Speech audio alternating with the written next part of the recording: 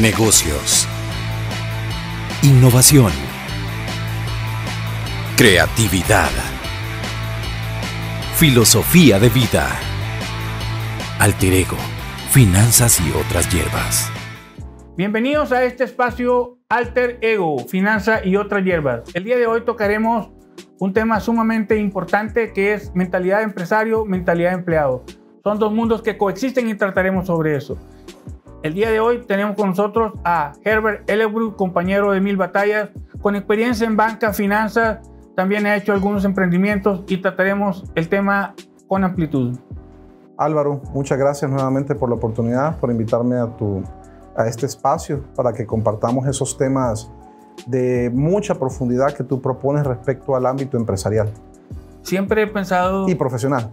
Gracias. Siempre he pensado que de alguna forma hay que llevar a la juventud y a los empresarios temas relevantes, pero como yo digo así coloquialmente, masticados para que ellos los vayan absorbiendo. El día de hoy quisiera tocar un tema, para mí es sumamente bien importante y es el... En las redes sociales y en todos lados siempre hay un dime y direte de dos contextos, empleado y empresario. Sí. Siempre el empresario se ve, es como el que sabe, como es el que todo el mundo quisiera ser, y el empleado como algo de menor valor, de menor cuantía, y todo ese concepto. ¿Qué piensas tú primero de ese concepto? Yo quisiera que empecemos por el principio, sí. Es decir, ¿qué mentalidad? Porque estamos hablando de cuando ya llegan a ser, pero todo nace de una base. ¿Qué mentalidad debería tener alguien o si hay diferencia entre ambas mentalidades? Dame tu punto de vista para contrastarlo con el mío, pero quiero escucharte si desde joven uno va viendo quién tiene mentalidad de empresario o de niño o se ve hasta en algún momento ya de muy adulto. ¿Qué piensas tú de eso? Bueno, quizás lo primero y dejarlo bien claro, las dos son elecciones muy respetables de vida. Las dos también son producto de las dinámicas. Me refiero, alguien puede empezar como empleado y en el tiempo convertirse en empresario. Y quizás no es muy conocido, pero algunos pueden empezar como emprendedores o empresarios y concluyen como empleados. Entonces no hay pienso que que son elecciones válidas, son elecciones respetables de quienes las llevan a cabo. ¿Cómo se llega a eso? Siempre estamos con el tema de se nace o se hace. Creo que es uno de los primeros puntos. Todo depende de la forma. El punto es, ¿se nace o se hace? Ambas. ¿Pero cuál pesa más? Yo creo que pesa más el se nace. Igualmente. Desde por ejemplo, el niño, me pongo a pensar que se interesa, compra cosas, las vende con sus compañeros, quiere hacer negocios en su colonia, siempre tiene esa inquietud. Como decimos culturalmente, le gusta el pisto. El que vende dulces, mangos ahí en la clase. Le gusta el pisto. Sin embargo, en el camino de la vida, pienso que nos vamos encontrando con ciertas cosas. Por ejemplo, estoy convencido que todas las profesiones o en todas las ocupaciones, todos somos vendedores. Estoy absolutamente... Deberíamos. Deberíamos. Todos somos vendedores. Todos tenemos que vernos como vendedores. No puede haber ninguna... Es que tú estás hablando de algo, de un deber ser, y yo estoy totalmente de acuerdo. Pero no todos tienen esa facilidad. Porque hay gente que le cuesta vender. Hay mucha gente que es buena haciendo, pero no vendiendo. Pero el concepto es que tú seas vendedor siempre desde tu profesión. No sé si todos lo podemos hacer bien o tenemos una mayor facilidad, pero estoy convencido que todos lo debemos de hacer. Todos lo tenemos que hacer, no nos podemos zafar, como se dice.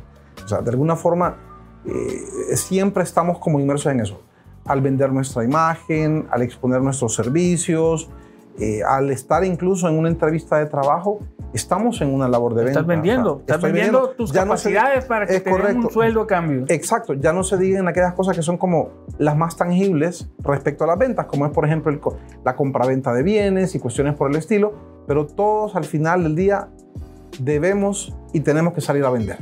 Ok. ¿Cómo definirías tú una mentalidad de un empresario? Para mí un empresario toma riesgos, dinámico. O sea que la mentalidad debe ser tomar un riesgo. El empleado toma menos riesgo. El empleado toma menos riesgo, porque no hay ninguna actividad humana que no esté exenta de riesgo. Totalmente de acuerdo, pero te voy a decir una cosa. Desde mi percepción, de todas las cosas que hay, la que hace la diferencia para mí es tomar más o menos riesgo entre ser empleado y empresario. Esa, para mí, es una de las más ponderantes, porque evidentemente ser empresario, salir a buscar tus ventas, no tener un cheque seguro al final, eso no es para cualquiera, ¿verdad? O sea, no cualquiera se avienta eso, que también te puede redituar, pero es un riesgo, ¿verdad? Yo quisiera enfatizar el tema del riesgo, porque pongo un ejemplo, todo ese tema que hemos vivido de la pandemia, en opinión personal, de alguna forma ha dejado exhibir nuestra propensión al riesgo.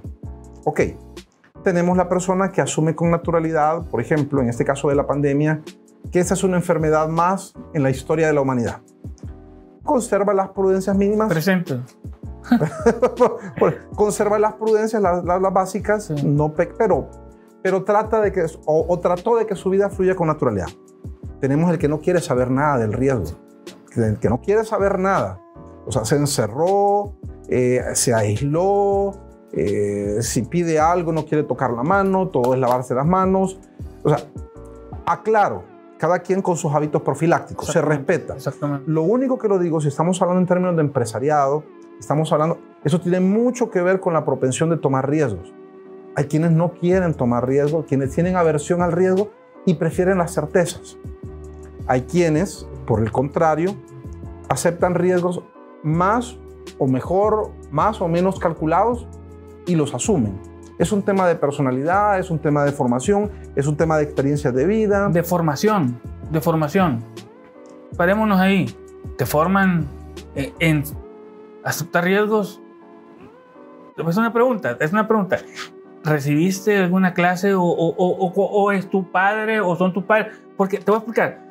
Yo desde un punto de vista, sí, el riesgo, tal vez en la familia te empiezan a decir, en la universidad nunca me dieron una materia de riesgo personal, sobre todo, sí, riesgo empresarial de acciones y todo ese rollo, pero no de vida, de riesgo de vida. No es evidente, pero ocurre. Ajá. Por ejemplo, el sobreproteccionismo que podríamos haber tenido algunos es una respuesta a un tema de exposición de riesgo. Por ejemplo, entonces sí estamos siendo formados en el riesgo. No te vayas por ahí, evita esto por acá. Ocurren esas cosas en la formación familiar. Desde pequeño, desde pequeño. Es una formación indirecta. En cambio, existen otras. Por ejemplo, voy a salir a pasear, voy a salir con mis amigos. Anda y ve, solo infórmame dónde vas a estar. Y ya ahí de alguna forma queda como a libre albedrío.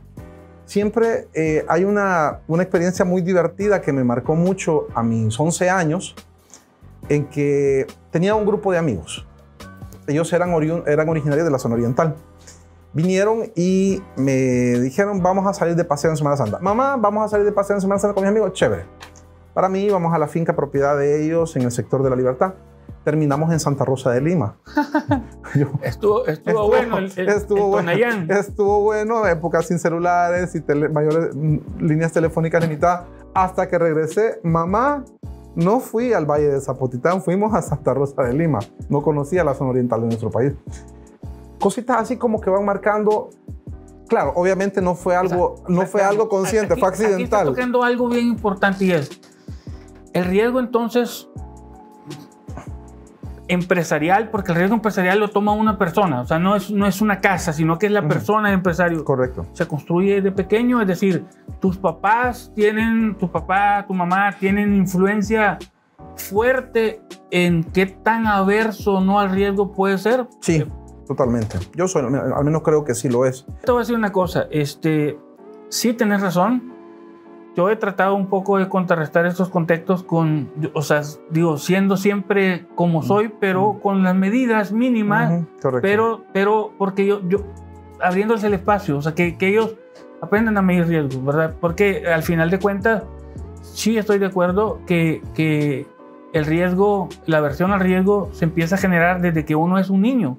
O sea, realmente cuando uno llega a una edad productiva de trabajar 18, 20 años, realmente ya uno ya trae un bagaje de aversión al riesgo que solamente prácticamente lo desarrolla, ¿verdad? O podría no haber desarrollado esa aversión. O también podría haber tenido un ambiente estimulante para lo contrario. Claro. Inconscientemente, como tú bien lo decís, no es que alguien agarró un manual o una guía de gestión de riesgos y me comenzó a enseñar como una materia formal, no. Guardar ese manual para el siguiente espacio. Muchas gracias. Por favor, síganos, vamos a un espacio y guardate esa frase porque me parece interesante para iniciar.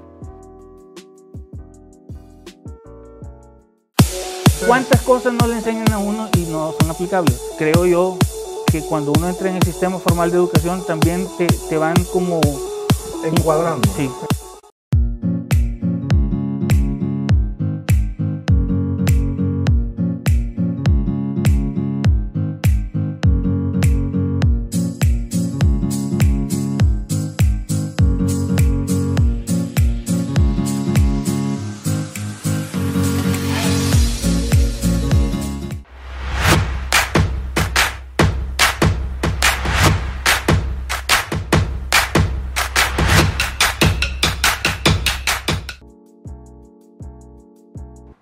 Gracias por acompañarnos. Yo sé que siguen ahí viendo esto. Estamos conversando con Herbert Ellerbrook, específicamente empleado, empresario. Dos dinámicas que pueden coexistir.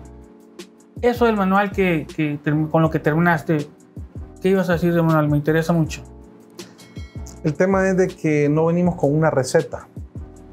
No venimos con una receta a la vida. Y tratar de acotar o limitar la vida de las personas en ciertos, por ejemplo, nosotros que somos padres, como en ciertos cánones, en ciertas formas de conducirse en la vida, puede producir el efecto, por ejemplo, de la aversión al riesgo. O sea, nosotros mismos inconscientemente en nuestro amar y querer proteger a nuestros hijos, me pongo en el rol de padre, podemos estar cultivando esas conductas. Entonces, ahí es donde entramos en el conflicto muchas veces, cuando nuestros hijos ya traen ese ADN de otras cosas y puede chocar con nuestro deseo de protegerlos y cuidarlos, o al menos lo que nosotros percibimos de cuidarlos. Y ahí vamos creando como el germen de la mayor propensión. Yo no hablaría quizás de aversión al riesgo, hablaría positivamente de mayor o menor propensión al riesgo. Mira, por ejemplo, yo veo un empleado. Entra a una hora específica, un buen empleado, entra, llega puntual, sale a la hora específica, trata de salir porque obviamente tiene su vida y tiene que vivir con su familia, correcto, y todo ese rollo. Correcto. Hace sus actividades bien, o sea, quiero aclarar que no es que el empresario sea el bueno y el empleado sea el malo. Para mí son dos cosas que, es más, son elecciones de vida. Y son necesarias ambas para que pueda un país desarrollarse. O sea, con puros empleados o con puros empresarios no saldríamos adelante. Tiene que haber una mezcla. Evidentemente, los empresarios son los generadores de empleos. Es importante que hayan más empresarios, o sea, más gente con mentalidad empresaria de la que hay actualmente. Yo considero que sí es importante, pero ser empleado digamos, es bastante digno y evidentemente en algunos casos, en algunos espacios yo he visto que a veces se burlan del empleado por ser empleado porque trabaja para otra persona y hace rico a otra persona.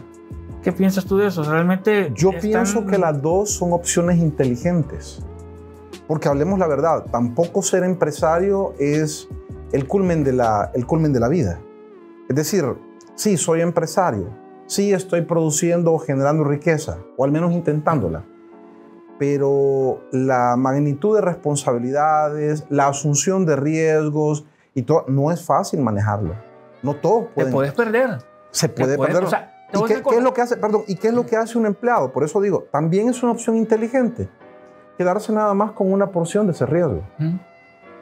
O sea, él depende de una empresa, pero la parcela que a él le corresponde solo es una.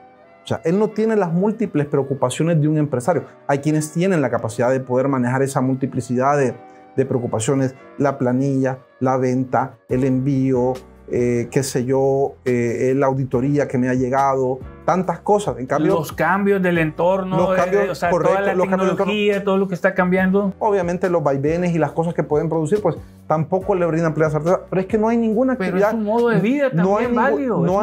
Correcto, es un modo de vida válido. No hay ninguna actividad exenta de riesgo y que garantice certezas. Plenas certezas no las hay. Sí, claro. En ninguna y otra actividad. Ahora, pienso que hay inclinaciones. ¿Cómo? Me refiero, yo diría que hay como dos cosas. Por un lado hay inclinaciones, hay quienes se sienten más confort y mayor seguridad, porque para el ser humano es muy importante la seguridad en el hecho de ser empleado. Pero hay quienes podrían experimentar lo contrario, que como empleados experimenten inseguridad y encuentran la seguridad en la creación de un sistema. Pero en realidad, vamos. Yo la vez pasada estaba hablando con un señor que tiene una pupusería y la pupusa rica, ¿verdad? Y resulta que, o sea, yo en mi mente, ¿verdad? ¿Por qué no abre otra? Así, ¿verdad? ¿Por qué no abre otra sucursal? Sí. Porque le vienen a comprar a todos lados. No, así está bien, me decía él. Así está las ventas. Sí, correcto. Entonces, tiene una empresita, pero realmente tiene mentalidad de empleado. ¿Por qué? Porque ya llegó a un nivel de ventas que lo mantiene tranquilo. Entonces, realmente, es decir, tener una empresa, tú puedes tener una empresa y tener mentalidad de empleado. Es decir, que esa empresa te haga unas ventas específicas para que te mantengan tranquilo y ya no tenés necesidad de ir por más porque estás cumpliendo tus necesidades, digamos. El empresario, si esa pupusería o piñatería o taquería vende una cantidad, quiere más, abre otra, quiere más. Parte buena, si aquí esta taquería son 10 empleados, abrís otra, son otros 10 empleados. Obviamente, es más relajo porque tenés que estar... Perdone. Dale. Tenés que estar pendiente de las ventas de esta y de las ventas de aquella. O sea, a ti ya se te vuelve más grande el monstruo. Sí. Entonces, obviamente, más dinero, pero... Sí, y no todos lo podemos manejar. Exactamente. Todos lo podemos manejar. Totalmente. No lo podemos manejar por un tema de personalidad, por un tema de conocimiento, por una serie de cosas. Hay quienes sí tienen esa capacidad, la tienen o la desarrollan, de poder ir creciendo. Hay quienes se sienten bien. Y de manejar el estrés también. Hay quienes se sienten bien de enmarcarse o quedarse en una escala determinada. Y lo hacen bien. Y lo pueden llegar a hacer súper bien. Mira, yo pienso, perdón Álvaro, sí. Me gusta mucho poner ejemplos del fútbol, no voy a citar nombres propios, pero hay futbolistas brillantes desde el punto de vista del talento, pero que se sienten bien quedándose en cierta escala. Hay quienes no poseen ese talento natural, pero tienen la actitud, tienen el empuje y rompen cada como nivel y van mucho más allá, logran mucho más de lo que podrían haber logrado simplemente con el talento natural. Mi mensaje es que no hay un solo camino. Hay diferentes combinaciones de cosas que son las que permiten en un momento dado decir, ok, me quedo como empleado, me quedo como empresario en una escala determinada, quiero empleado y más. Quiero ser empleado y más. O quiero conquistar el mundo, por decirlo de esa forma. Es decir, pero para conquistar el mundo, siendo empleado es más difícil, definitivamente. Como empresario. Sí, claro, ajá, correcto. Claro. Entonces, en realidad, yo sí creo de que es importante y coexisten las dos condiciones. No son excluyentes. No necesariamente son excluyentes. Te voy a poner un ejemplo. Yo siempre recomiendo a las empresas familiares que contraten gente de afuera a veces, porque traen otras experiencias. Correcto. O sea, traen otras experiencias. Tú puedes tener una empresa muy buena, pero estás haciendo las mismas experiencias, repitiendo las mismas experiencias, repitiendo. Si traes a alguien de afuera, ¿sí? Un enfoque fresco. Un buen empleado, un enfoque completamente fresco, correcto, te puede ayudar en esas condiciones. Igual, por ejemplo, cuando tenés una junta directiva y está la familia nada más tomando decisiones, traes a un director externo y viene con otra forma de pensar diferente. Enriquece la familia. También enriquece la empresa. Tú ahorita hablaste de los saltos, ¿verdad? Hablaste generalmente, y es lo que yo he visto, se da el salto de empleado a empresario y no por convicción. Se da generalmente, por lo que yo he visto, porque se quedan sin empleo. Muchas veces una cantidad importante se da porque se quedan sin empleo y tienen entonces que sacar esa mentalidad de empresario de alguna forma, como tú dices, empezar a vender y empezar a hacer las condiciones. Por supervivencia. Eso ocurre. Exactamente. Entonces la pregunta es, ¿no sería bueno que todo empleado, y eso es una condición, que todo empleado tuviera su emprendimiento? Porque basado en lo que alguna vez conversamos de que uno tiene su profesión y tiene su vocación, lo que quisiera y lo que está y lo que hubiera querido, a veces eso lo que hubiera querido es un tipo de acción que uno puede hacer sin que lo consuma porque le gusta a uno, le gusta. Entonces, a veces creo yo que una forma de coexistir debería ser que todo empleado debería tener su pequeño emprendimiento o tratar de formar parte de un emprendimiento en el cual él tenga participación como una medida de crecimiento, sin dejar de ser lo que es de empleado, pero también como manteniendo el riesgo, llamémoslo así, medido de alguna manera. ¿Qué piensas tú de esa posibilidad? Y con la mayoría de la gente, ¿cómo piensas? ¿Crees que es posible esas condiciones? Bueno, culturalmente, hay varios temas. El primero, yo sí creo que todas las personas deberíamos tener alguna experiencia de emprendedurismo, en mayor o menor profundidad. Yo creo que es parte de los bagajes de la vida, el hecho de poder verse qué puedo ofrecerle al mercado en términos de oferta de bienes y servicios, buscar, es una experiencia valiosa en la etapa que se tenga. Yo recuerdo hace muchos años, por ejemplo, aquella organización de empresarios juveniles. Creo que fue algo buenísimo. Habían muchachos que iban a hacer como pasantías y tenían como esa experiencia de primera mano de construir algo propio. Yo valoro y rescato ese tipo de experiencias. De cómo se llega o cómo se aterriza al ser empresario, los caminos son diversos. Herbert, ¿cuáles son las formas así rápido en tu concepción que se puede llegar, o los caminos que se pueden seguir para llegar a alguna de las dos condiciones? Yo diría dos caminos. Uno, emprender desde joven. Ese es el primero, emprender desde joven. ¿Qué es joven?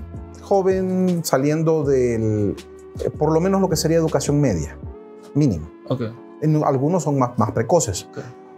Otro camino, teniendo ya un empleo, habiendo caminado 1 o 2 años, comenzar a emprender.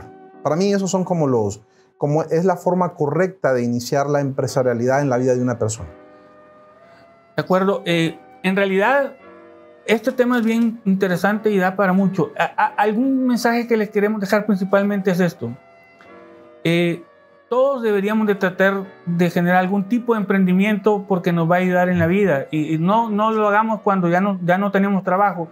Y es importante tratar de emprender desde que uno está pequeño, porque logra empezar a medir los riesgos, pues logra empezar a entender por qué la limonada que cuesta y la vende en 80 centavos realmente debería valer $1 o debería valer menos porque la gente lo siente cara. Todas esas condiciones que son condiciones de mercado de una vida normal se experimentan desde pequeño. Todos tratemos de emprender, creo que ese es el mensaje que les queremos dejar. Un emprendimiento sencillo, un emprendimiento en algo que a ustedes les guste y tengan dominio sobre eso, es sumamente importante para poder desarrollarse en la vida. Muchas gracias por habernos escuchado y esperamos que les haya servido estas condiciones, ¿verdad? Negocios, innovación, creatividad, filosofía de vida, alter ego, finanzas y otras hierbas.